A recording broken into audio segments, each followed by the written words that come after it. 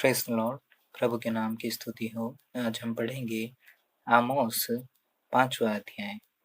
है इज़राइल के घराने, इस विलाप के गीत के वचन सुन, जो मैं तुम्हारे विषय में कहता हूँ। इज़राइल की कुमारी कन्या गिर गई और फिर उठ न सकेगी। वह अपनी ही भूमि पर पटक दी गई है और उसका उठाने वाला कोई नहीं।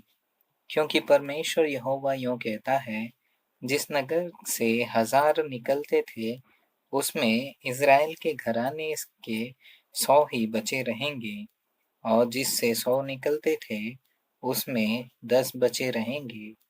यहोवा इज़राइल के घराने से यूँ कहता है, मेरी खोज में लगो, तुम जीवित रहोगे। बेतेल की खोज में न लगो, न गिलगाल में प्रवेश करो, और न बेर्शेबा को जाओ, क्योंकि गिलगाल निश्चय बँधुआई में जाएगा और बेतेल सूना पड़ेगा। यहोवा की खोज करो, तब जीवित रहोगे।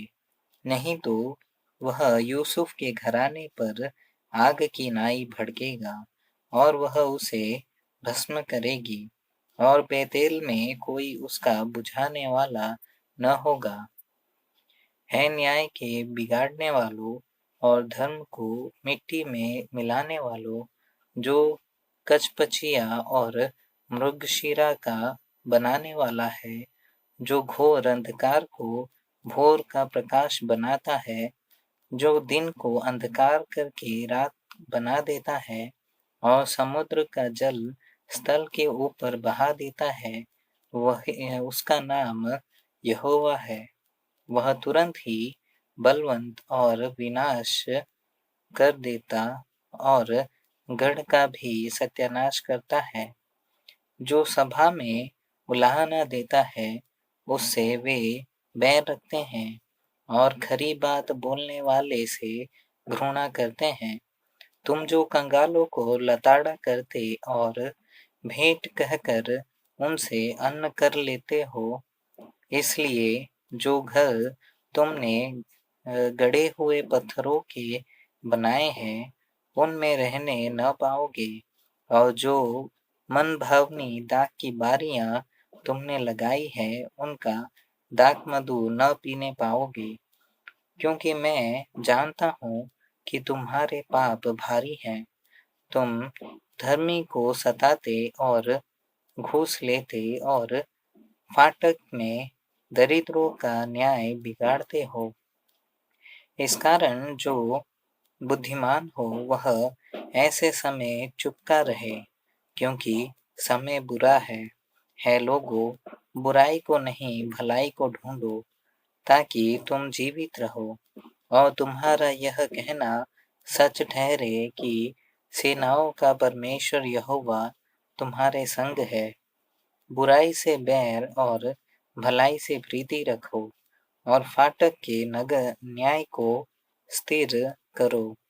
क्या जाने सेनाओं का परमेश्वर यहोवा यूसुफ के बचे हुओं को पर अनुग्रह करे। इस कारण सेनाओं का परमेश्वर प्रभु यहोवा यूँ कहता है, सब चौकों में रोना पीटना होगा, और सब सड़कों में लोग हाय हाय करेंगे। है कि वे किसानों को शोक करने के लिए, और जो लोग विलाप करने में निपुण है, उन्हें रोने पीटने को बुलाएंगे, और सब दाख की बारियों में रोना पीटना होगा। क्योंकि यहोवा यूँ कहता है, मैं तुम्हारे बीच में से होकर जाऊंगा। हाय तुम पर जो यहोवा के दिन की अभिलाषा करते हो। यहोवा के दिन से तुम्हारा क्या लाभ होगा?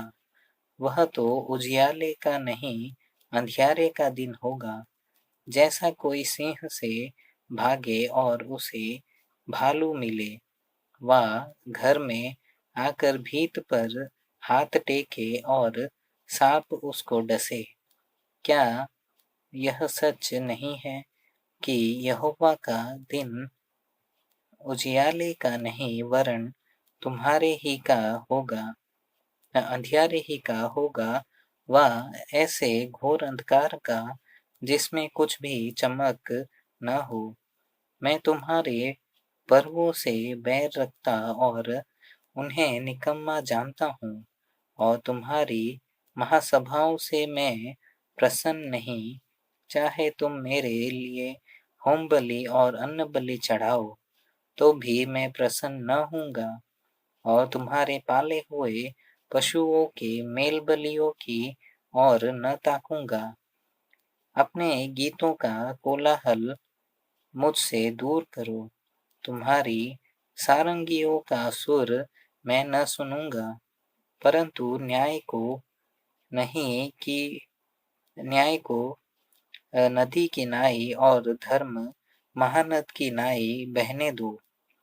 है इज़राइल के घराने, तुम जंगल में 40 वर्ष तक पशु बलि और अन्न बलि क्या मुझी को चढ़ाते रहे?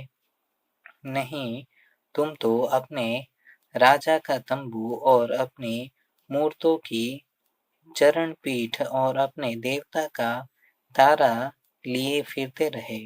इस कारण मैं तुमको दमिश्क के उस पार बंधुआई में कर दूंगा।